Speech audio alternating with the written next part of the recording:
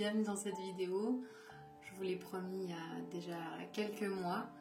C'était une vidéo qui m'a demandé beaucoup de temps au niveau déjà de la prise de témoignage. Et puis ensuite le montage qui forcément à chaque fois me touchait. Et à chaque fois je devais reposer mon téléphone et faire une pause pour accueillir ces émotions et ces sentiments qui passaient par là. Donc aujourd'hui je vais te présenter les témoignages de Isa, de Christelle, de Walter et Andrea, et puis de Céline qui nous racontent leur histoire, leur parcours par rapport au deuil périnatal. J'ai exprès choisi ce format de vidéo, c'est-à-dire sous forme de podcast audio, c'est-à-dire que tu peux vraiment poser ton téléphone et juste écouter. Il y a des images d'illustration qui ont été réalisées par Nadine Caron. Je la remercie sincèrement. Ces images sont extraordinaires et son travail est à la hauteur des images.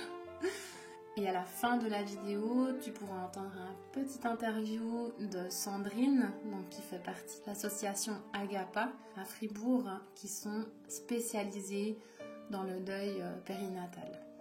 Donc je la remercie aussi d'être passée par ici, mettre des mots sur peut-être ce qu'on ne comprend pas. Je la remercie sincèrement.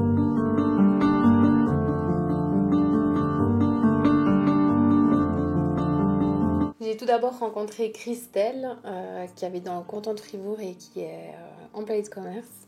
Donc elle m'a raconté son début de grossesse qui se passait tout bien, il y a dans l'ensemble pas de soucis.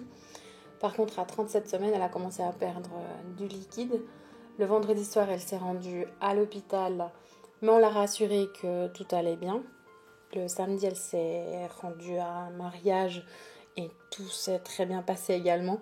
Par contre, à 5h du matin, elle a ressenti des grosses douleurs. Elle a appelé la maternité.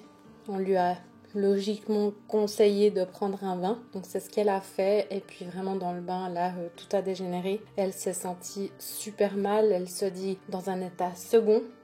Et puis à son entrée dans la salle d'accouchement, et là, c'était le drame. Quand je suis rentrée, je me rappelle plus si c'était salle d'accouchement, enfin là c'est une partie qui est un petit peu floue pour moi. J'ai entendu tout d'un coup le médecin dire voilà, le bébé est décédé quoi. Et puis il y a une phrase que j'ai dit que je regrette, mais sur le moment je l'ai dit. J'ai regardé le médecin, j'ai dit alors maintenant vous me sortez ça du ventre. Je veux plus, je veux que ça soit sorti. Puis après, ce qui se passe, je ne le sais pas parce que je me suis endormie ou je pense qu'ils m'ont mis des médicaments ou quelque chose parce qu'il y a une période où je ne me rappelle absolument pas de ce qui s'est passé. C'est quelque chose qui me fait encore mal au cœur aujourd'hui parce que là on parle de mon enfant, mais à ce moment-là, voilà, je pense qu'à ce moment-là c'était la seule chose que je voulais, c'est qu'on enlève cette chose morte. Enfin, je ne sais pas comment le dire. Quand tu as un souci, tu as plusieurs façons de te comporter par rapport à un souci, un problème. C'est-à-dire que soit tu t'en fiches puis tu fais avec parce que c'est pas si important, ce qui n'était pas le cas, soit tu le combats, mais là à ce moment-là c'est beaucoup trop dur, soit tu fuis. Ouais. Et puis là comme toi tu pouvais pas fuir, tu as dit fuyez-le-moi, moi, tu vois ce que je veux dire. Et puis alors en fait quand ils ont fait le monitoring, ils ont tout de suite vu que ta fille, donc ils ont vu ils entendaient plus de battements. Non, il n'y avait plus rien parce qu'en fait après j'ai fait une prééclampsie. Une prééclampsie c'est quoi? C'est une maladie liée à la grossesse dont l'origine reste inconnue et qui touche environ 5% des femmes enceintes. Il semble qu'en début de grossesse, le placenta se développe moins bien, en particulier sa vascularisation. Il libère des substances irritantes ou toxiques pour l'organisme maternel. Les symptômes apparaissent généralement dans la deuxième moitié de la grossesse, soit après environ 20 semaines de gestation. Les premiers signes peuvent également survenir jusqu'à 4 semaines après l'accouchement. Comment se manifeste-t-elle? Les signes varient d'une femme à l'autre et dépendent de la sévérité de la maladie. Par exemple, un œdème, des maux de tête inhabituels ou persistants, des troubles de la vue, on peut appeler aussi les mouches volantes, des flashs lumineux, des douleurs dans la partie supérieure du ventre ou sous les côtes à droite, des nausées et des vomissements. Les symptômes débutent brutalement et peuvent rapidement s'aggraver, voire être mortels pour la maman et le bébé. Je pense que ça, si je peux faire passer ce message-là, c'est vraiment même si vous emmerdez les médecins, si je peux me permettre l'expression, vraiment ne pas minimiser ça. S'il y a un problème de tension, il faut vraiment le prendre au sérieux. Une prééclampsie, ça peut être anticipé. C'est une grossesse qui est encore plus surveillée, donc ça peut être évité.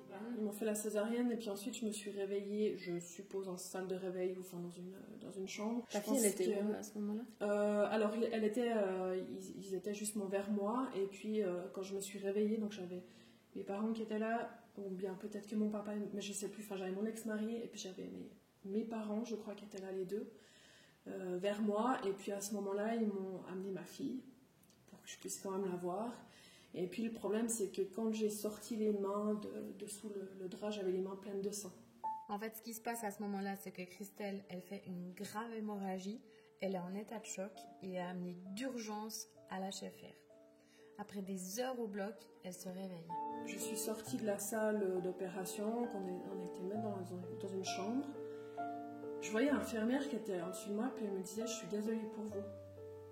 Puis moi, je la regardais, puis j'étais là « Mais qu'est-ce qui se passe, enfin, pourquoi ?»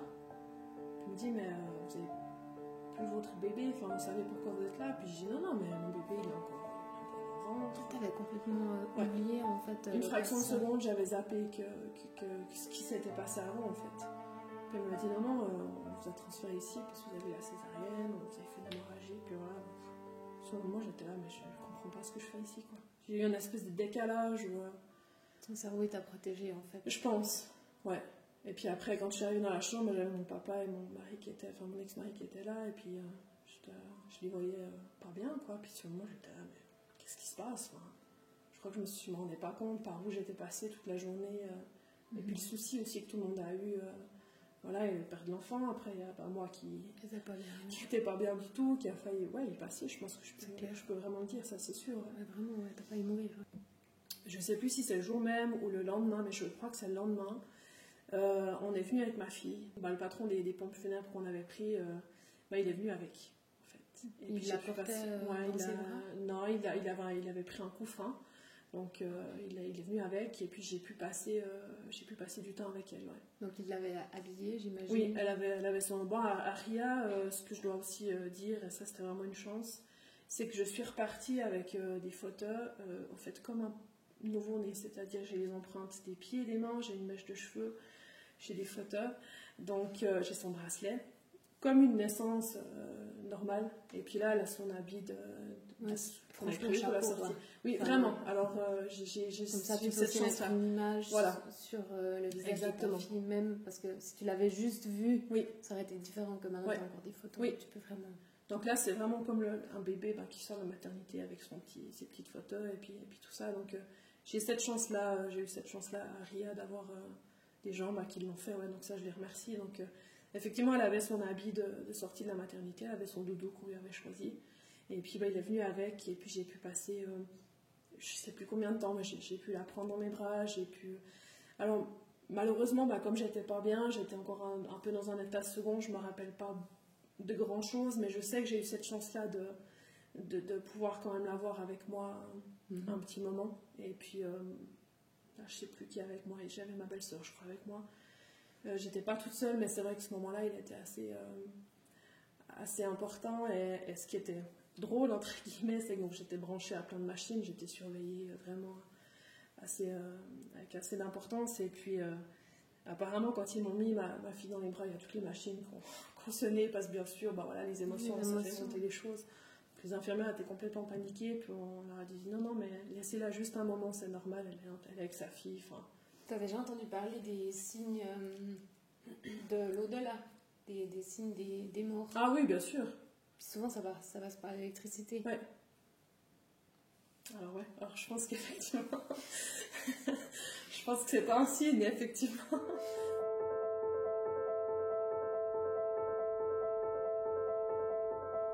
Je crois qu'on peut dire que Léa, elle veille sur sa maman d'une manière ou d'une autre. Et puis, je remercie encore une fois Christelle pour ses mots. J'ai rencontré Isa qui, elle, a vécu un œuf clair.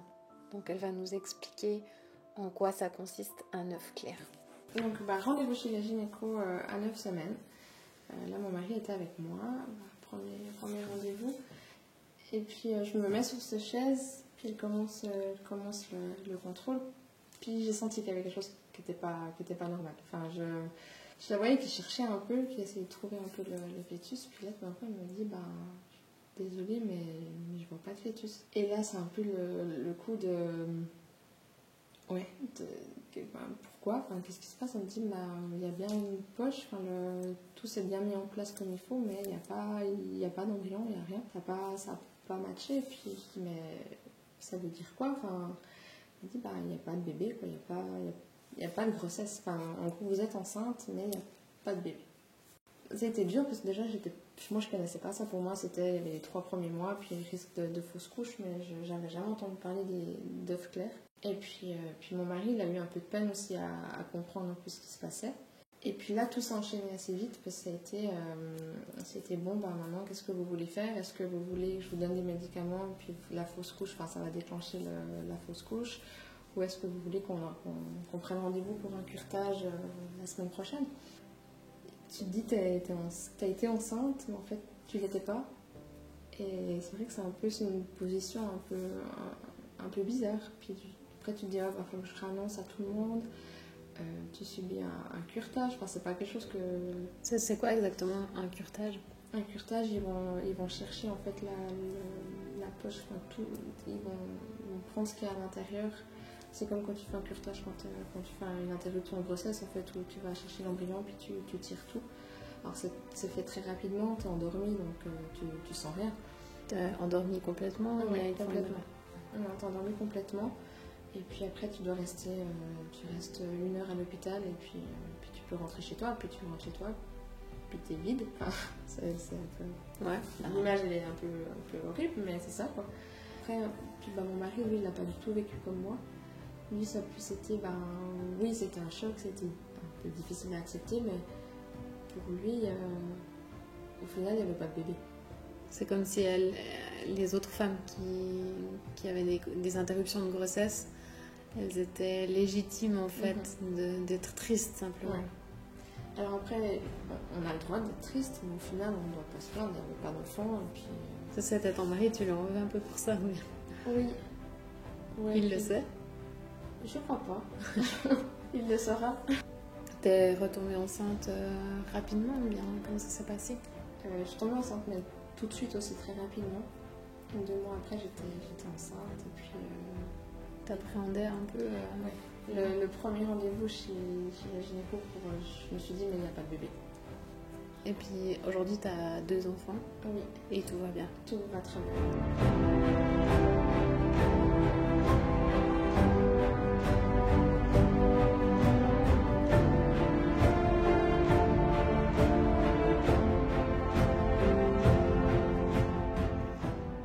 Un œuf clair, justement, il n'y a pas eu fécondation entre un spermatozoïde et l'ovule. En revanche, quand on parle de fausse couche, c'est qu'il y a eu fécondation. Dans certains cas, on entend aussi déjà le rythme cardiaque du bébé. Et c'est le cas justement de Céline qui nous parle de sa fausse couche.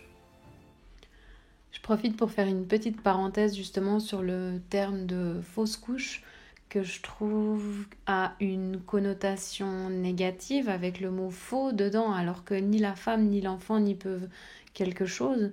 Donc je propose qu'on utilise dès maintenant le terme interruption involontaire de grossesse plutôt que le terme fausse couche. J'ai eu un premier enfant.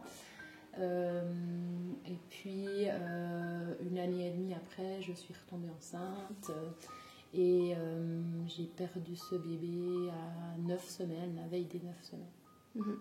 Donc tu as fait un test. Comment ça s'est passé? J'ai fait un test et puis cette grossesse, je la trouvais spéciale parce que la première, j'avais été très malade, puis celle-là, j'étais en pleine forme. Ouais. Et puis ma gynécologue étant mon amie, je lui dis c'est quand même bizarre, je me demande si tout va bien. Alors je suis même encore allée chez le gynécologue, on a fait une prise de sang, on a fait même 2 prises de sang, donc il y avait une évolution complètement normale. Encore à 6 semaines j'en ai refait une, donc les hormones doublaient, donc c'était parfait. Et puis, justement, la veille des 9 semaines, j'ai commencé à avoir des petites pertes. Donc de sang. De sang, ouais. Puis au début, je n'ai pas vraiment réalisé, parce que c'était un peu foncé comme ça. Puis après, ça devenait un petit peu plus rose. Et puis là, j'ai écrit c'était un dimanche soir, donc j'ai écrit à ma copine gynécologue, puis je devais aller chez elle le mardi ou le lundi, ou le mardi. Et puis pour le contrôle. Et là, elle me dit, on peut de toute façon rien faire, tu dois te reposer, rester couché. Et puis là, donc ça veut dire qu'elle me dit, le lundi, tu restes couché le maximum pour te reposer comme ça. Ouais. Donc là, normalement, tu aurais dû aller travailler. Là, j'aurais dû aller travailler. Donc effectivement, j'ai dû prévenir mon employeur en fait que je ne serais pas là. Donc ça, c'est... Tu lui as expliqué déjà pourquoi? Le premier. Je me souviens plus. Je pense que je lui ai expliqué pourquoi, oui. Et puis ça c'est le côté le plus dur parce que j'ai aussi appelé ma maman. Et ma maman, elle n'était pas au courant. Et c'est le moment que j'ai trouvé le plus dur aussi, c'est de devoir lui dire que je suis enceinte, mais en même temps que je suis en train certainement de le perdre. Ouais. Et ça, je pense que c'est ce qui est dur parce que finalement on se dit, on va pas le dire parce qu'au cas où tu le perds et tout ça.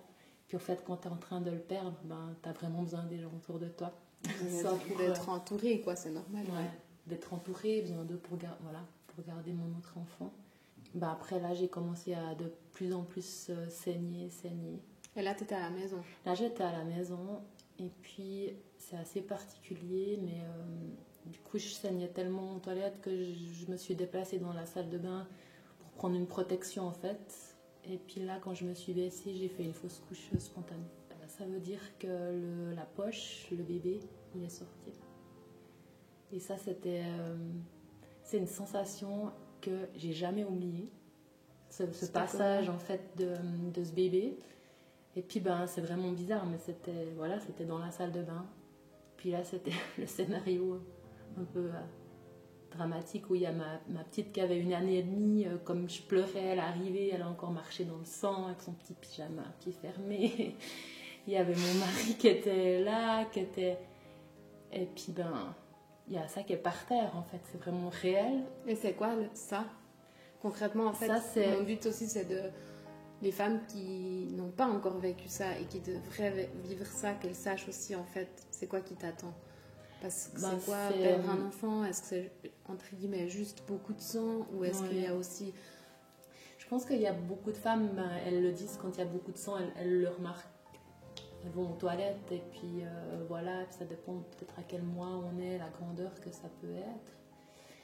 Et la fausse couche spontanée, je pense qu'elle est assez rare de ce que m'a dit ma gynécologue. Enfin, des fois au début, mais juste à ce stade-là, c'est peut-être un tout petit peu plus rare que ça aille aussi rapidement et que ça s'évacue comme ça. Donc mon corps, il a vraiment évacué ce bébé. C'est quand même un bébé pour moi dans ma tête. Et dans ton cœur. Dans mon cœur, ouais. Et cette spontanéité comme ça, elle est assez choquante parce que dans ce qu'on sait, on sait quand on entend des fausses couches, soit c'est effectivement été dans les toilettes et il y a tellement de sang qu'on voit peut-être pas, soit c'était un petit peu avant, soit c'était... Souvent des femmes, elles doivent faire un curetage. T'as senti quoi à ce moment-là? Tu te sentais comment? Là, j'avais déjà accouché, donc la sensation d'accoucher, c'est clair qu'on a, je sais pas, une douleur, mais j'avais quand même des contractions. Je veux dire, c'est mon mari qui l'a, en guillemets, je crois que c'est vraiment bizarre à dire, mais ramassé. Je trouve pas un autre mot que ramasser. Avec ses mains. Avec un papier, et voilà. Donc après, on a calmé un peu tout le monde, parce que ma petite, elle me voyait pleurer, donc elle pleurait, elle comprenait pas ce qui se passait. Reprendre un petit peu ses esprits. Et puis après, là, on passe à la suite, en fait. Donc, qu'est-ce qu'on va faire? Qu'est-ce qu'on va entreprendre? Donc, la chance, encore une fois, c'est que, comme c'est une amie, mon médecin, je lui ai envoyé un petit message. Et puis là, ce que j'avais dans mes mains, en fait, finalement, ce qu'on avait dans notre papier, là, on se dit, mais on fait quoi, en fait? Ouais, c'est vrai. C'est une question qu'est-ce qu'on légitime, fait, tout à fait. Enfin, mon mari pourrait dire... je sais pas, tu mets dans les toilettes. Non, on ne peut pas mettre ça dans une poubelle, on ne peut pas mettre ça dans une toilette, c'est notre enfant. Et c'est notre enfant parce qu'en fait, moi, je me suis projetée avec cet enfant. Ouais, bien sûr. Puis c'est pas, bien sûr, on se dira, on a perdu un enfant, mais que ce soit à n'importe quelle semaine, on s'était projeté. C'était rêve, c'était projet, c'est se dire qu'à Noël, on aurait un bébé, c'est se dire qu'à cette date, on aurait un bébé, c'est se dire qu'il y aura ça de différence avec nos enfants. D'abord, c'est toutes ces choses-là, en fait, c'est la fin d'un projet, d'un projet, d'un rêve, et puis de tout ça. Alors, ma gynéco, elle m'a dit, ça c'est à toi de voir, tu peux en faire ce que tu veux, ce que tu ressens, tu peux l'enterrer, tu peux planter, ça je trouvais joli, tu peux planter une fleur, puis la mettre dans ton jardin, puis c'est ça, c'est pas ce qui reste, voilà. Puis ça je trouve que c'est beau, on peut tous faire ce qu'on ressent et ce qui nous plairait le plus. Il n'y a pas de règles, il n'y a pas de loi. Il n'y a pas de règles, il n'y a pas de loi, c'est tout selon ce qu'on ressent. Puis moi j'ai pris une petite boîte. Vas-y, seulement.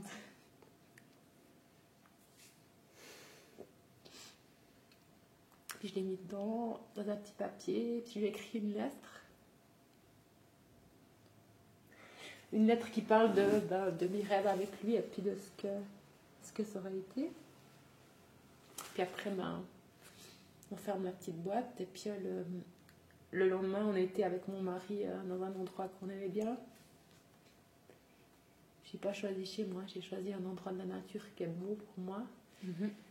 Puis là, on l'a enterré, ouais, dans un rituel qu'on a choisi comme ça. Et puis, que vous, ou bien avec encore... Non, que nous, ouais, pas avec mon autre fille, parce que je pense que c'était notre histoire, ou c'était notre histoire, ouais. Puis après, on a marché dans la forêt, au bord de la rivière, enfin, on s'est ressourcé un peu dans la nature, en parlant de ça, un petit peu comme ça. C'est vrai que pour mon mari, en même temps, c'est quelque chose de plus abstrait, parce que, je pense que pour un homme, quand il ne le porte pas, ou comme ça, la projection, elle a existé, mais c'est aussi différent. Puis lui, il me disait, c'est clair que je ne vis pas les mêmes choses que toi. Je suis là pour toi, mais c'est clair que je ressens... C'est encore vague pour moi, j'ai un processus de retard. Toi, tu l'as senti, tu l'as... Par contre, de l'avoir, en guillemets, ramassé, j'ai trouvé qu'il a vraiment été impliqué quand même dans le processus. Oui. J'imagine pour certains papas, quand il y a... un curtage ou comme ça, ils sont pas vraiment impliqués. Tout à fait. Donc là, dans le malheur, en fait, je l'ai vraiment vécu complètement, très rapidement. Alors ça, c'est un choc parce qu'il y a tout qui est en même temps. Et justement, à mon retour pour moi, ça a vraiment été un retour de couche. Parce que après ça, j'ai dit à mon mari, non, mais moi, faut trop me parler de bébé pour l'instant, je vais vivre, on partait en vacances, j'ai dit, on va vivre un petit peu les trois ensemble et puis profiter d'être les trois avant de voir autre chose, parce que ce projet, il devait encore se terminer aussi dans mon cœur. Je ne pouvais pas faire un autre enfant, j'ai l'impression, pour remplacer, quoi, en soi. Puis on a quand même certains doutes qui viennent de se dire, mais est-ce qu'en fait je pourrais encore avoir des enfants? J'ai la chance d'en avoir un, waouh, mais est-ce que je veux faire des autres enfants? Est-ce que maintenant j'ai eu un problème? Est-ce que c'est dû à mon accouchement qui était assez... Le premier... tu connais, hein, je crois. Oui. Le premier qui était chaud bouillon, est-ce qu'il y a vraiment eu quelque chose? Est-ce qu'en fait je pourrais plus porter d'enfant? Donc il y a aussi toutes ces choses qui viennent là. Pas que la perte d'un enfant, mais est-ce que je pourrais refaire des enfants? Puis là, j'avais besoin juste du petit break pour récupérer pour nous avant de reprendre des forces si ça devait arriver et encore, etc. Puis en fait, j'ai eu mon retour de couche hyper rapidement. Moi qui avais des cycles plutôt longs, à 27 jours, j'ai commencé à saigner. Puis je me disais, oh, mon Dieu, mais qu'est-ce qui se passe? J'ai cru qu'il m'a... Puis je dis, mais non, en fait, c'est ton corps qui reprend le dessus. T'as juste des règles, en fait. Un truc juste normal. Et puis, ce retour de couche, voilà, j'ai dit, bon, maintenant, on va pas se protéger, mais on va pas non plus faire calculer pour avoir un enfant. Puis, en fait, je suis tombée enceinte tout de suite. Tout de suite, c'est ouais. Et donc, ça, c'est une chance de fou, en fait, parce que même si je disais non, mais je veux pas tout de suite, ça montrait que ça marchait, ça montrait que... Ouais, ça te redonnait l'espoir. Ça redonnait l'espoir aussi.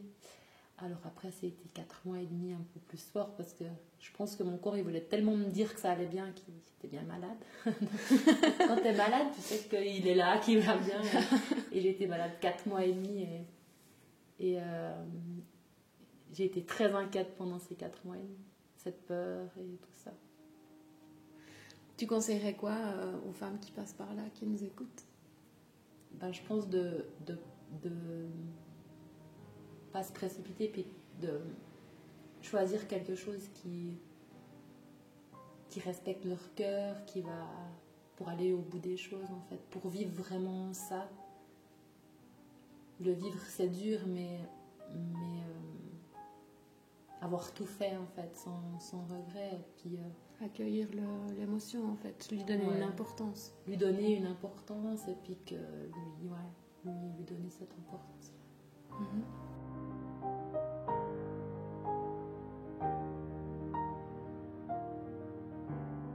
Céline a évoqué justement dans son témoignage le rôle du papa. On va écouter encore l'histoire d'Andrea et de son mari Walter.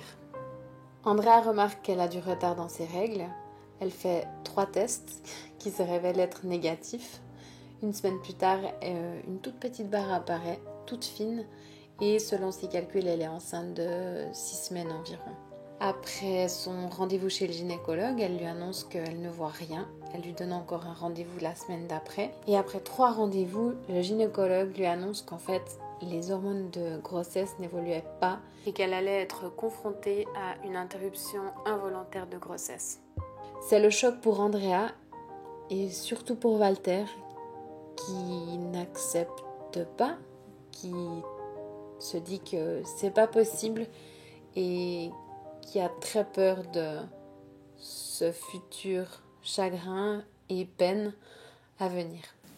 Je pensais à ce moment-là, c'est ma réaction, je crois que normale dans une situation, disons, difficile, c'est non, c'est pas ça.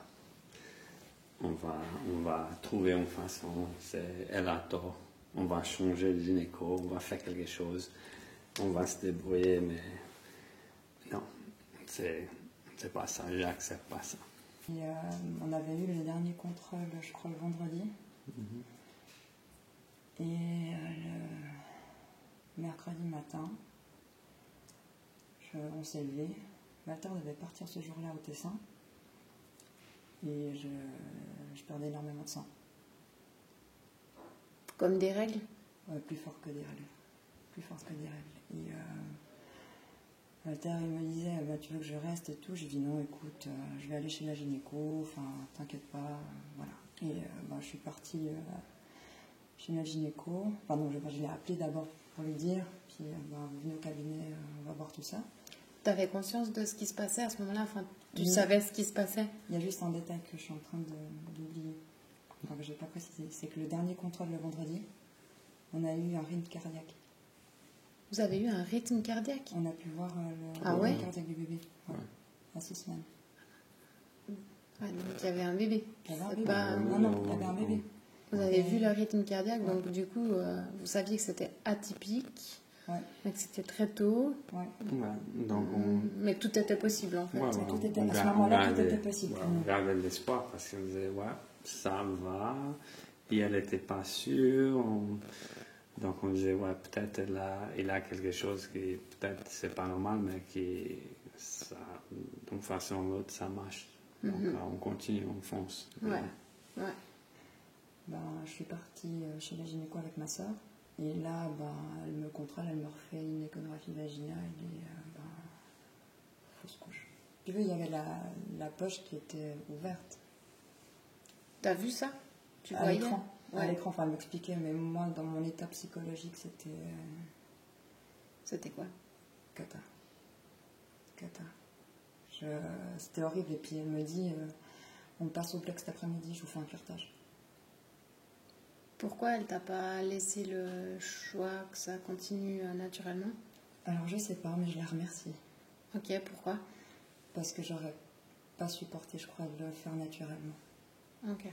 C'était très dur dans le sens où, on voulait cet enfant et me dire que à ce moment-là, dans ma tête, c'est l'horreur. Enfin, on s'attend pas à ça. Et c'est ok, il faut l'enlever, quoi.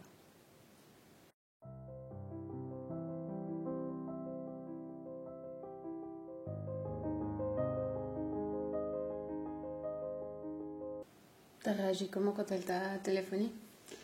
Ouais, je sentais qu'elle n'était pas bien, mais je sais pas, c'est difficile parce que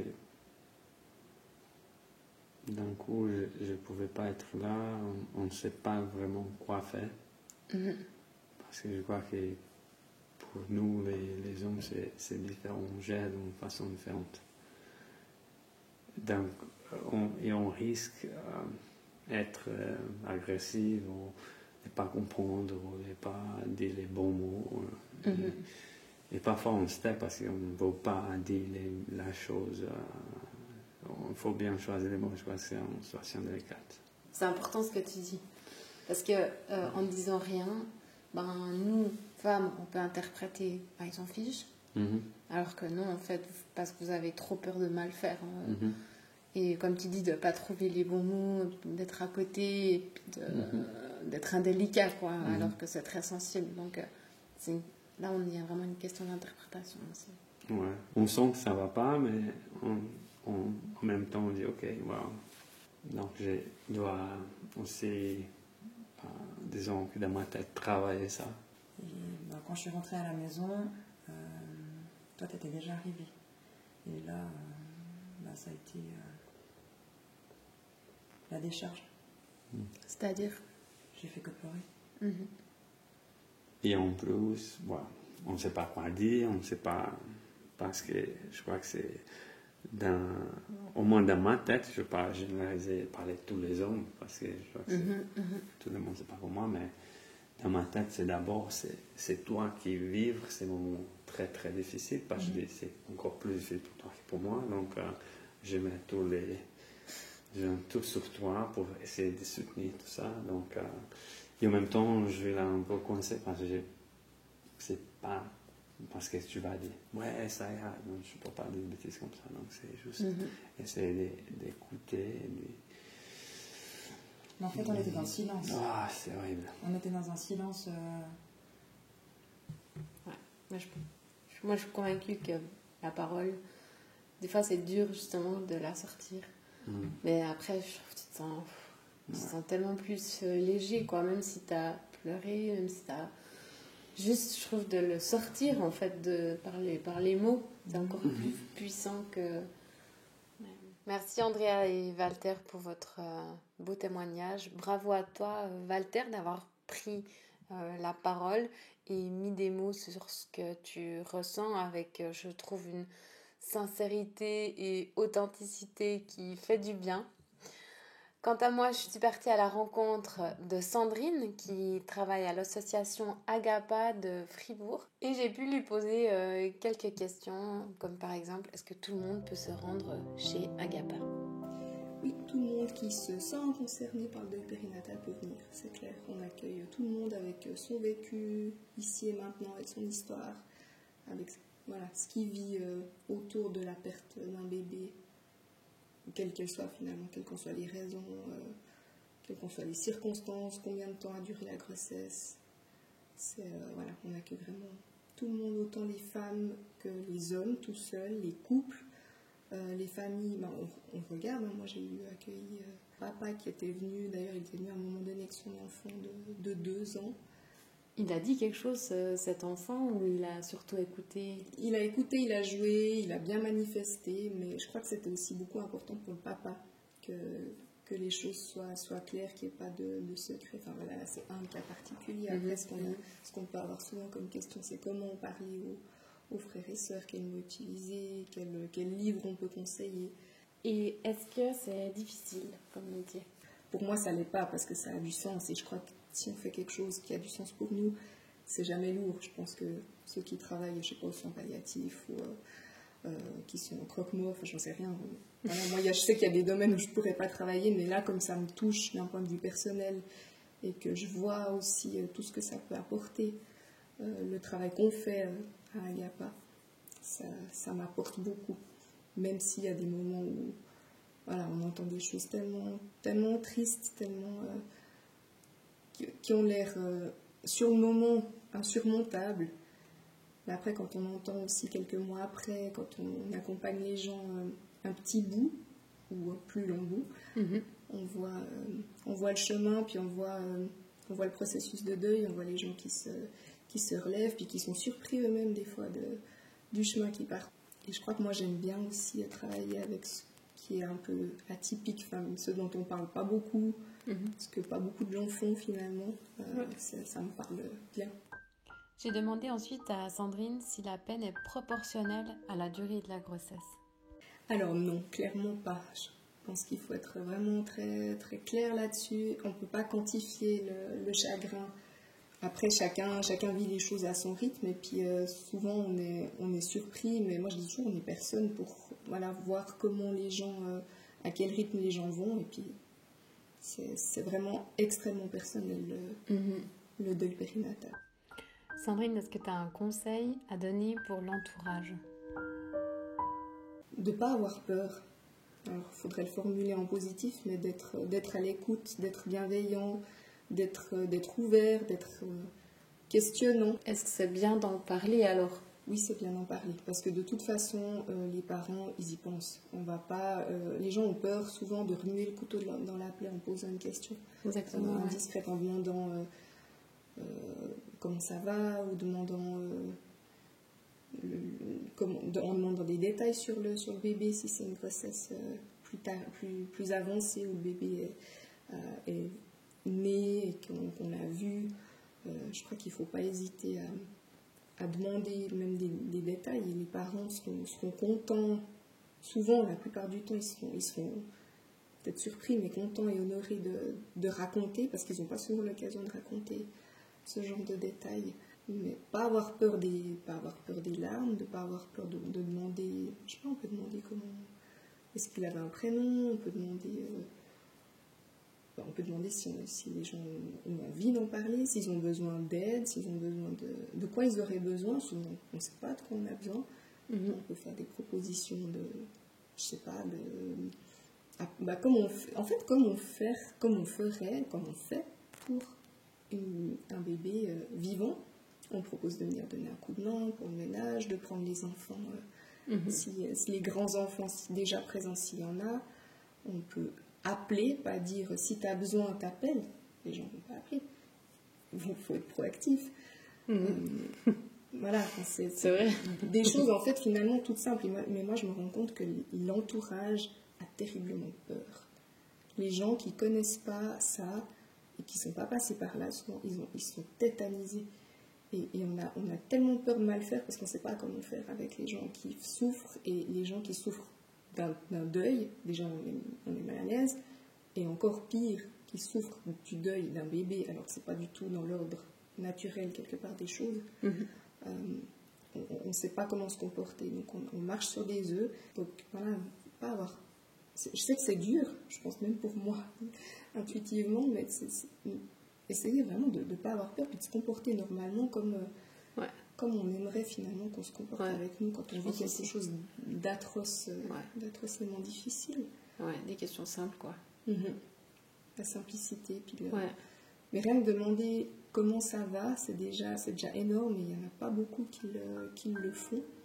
Sandrine, comment ça se soigne un chagrin ? Est-ce que ça se soigne ? C'est la grande question, est-ce que ça se soigne ou est-ce qu'on est en deuil toute sa vie, comme disent les Canadiens, la douce peine. Mais je dirais, la première chose, c'est pas d'oser en parler, d'oser en parler à des gens qui sont capables d'entendre. Donc ça peut être des proches ou des professionnels. Il y a la prise de parole. Puis il y a chercher des ressources aussi de ce qui nous fait du bien. Donc on a chacune...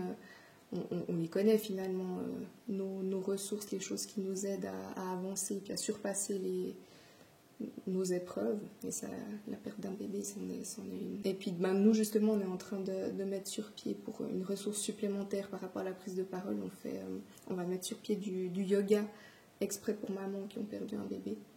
Parce que quand ça nous arrive, et puis que forcément, comme toute femme qui a été enceinte, on a besoin de se reconnecter à son corps, de reprendre contact avec ses sensations, de prendre soin de soi. On ne va pas forcément aller dans un cours de remise en forme postnatale où il y a plein de bébés et de mamans qui allaitent et qui vont tout bien, relativement bien, c'est après une grossesse. Mais voilà, donc on a à cœur de proposer quelque chose comme ça qui va au-delà de la prise de parole, parce que le corps, il a beaucoup à dire, il a beaucoup à se remettre. Et d'ailleurs, moi j'entends énormément de mamans qui ont fait des thérapies alternatives, de la médecine naturelle, de la kiné, de l'ostéo, du yoga aussi. Donc c'est vraiment, prenons soin aussi de notre Je corps. pense aussi que ça passe par le mouvement, la danse. Ouais, par exemple. Complètement.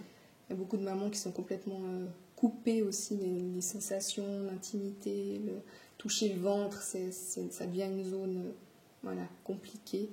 Donc c'est vraiment important de ne pas négliger son corps après une grossesse qui s'est terminée trop tôt. Voilà, on arrive à la fin de ce podcast. Ce que je retiens de ces témoignages, c'est que c'est important de mettre des mots sur des mots. Je remercie toutes ces femmes incroyables et cet homme qui sont venus témoigner, qui sont venus nous partager leur bout de vie. Je remercie aussi Sandrine de l'association Agapa, c'est précieux une association comme ça.